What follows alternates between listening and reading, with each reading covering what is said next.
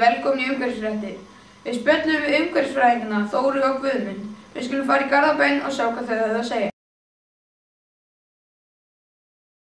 Jæja, nú er hér umhverfisvega í Garðabæ. Hvað finnst ykkur lækinn okkar hér? Þetta er náttúrulega til skammar. Pappír, brossi og það rusl í læknum. Þetta er líka bara mengun og lífríkið er í hættu.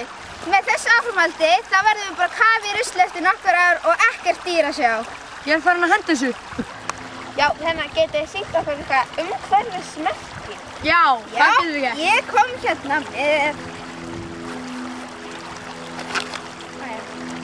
Þetta hérna er Svanurinn sem er gott dæmi umhverfismerki. Já, og vörur sem eru merktar með þessu merki eru umhverfisvænar.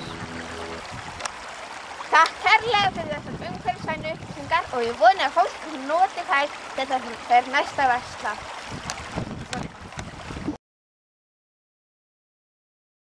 Nú erum við komin á skólalóðina. Hvað finnst ykkur veggjakvöld hér? Þetta er náttúrulega ekki nógu gott. Þetta er líka bara umhverfismengun. Þetta er ekkert kúl eða töff. Þetta kostar peninga að mála síðan aftur yfir þetta sem skólinn þarf að borga. Já, takk fyrir þetta. Nú skiptum við yfir til Kristmunds. Þetta var nú fróðlegt.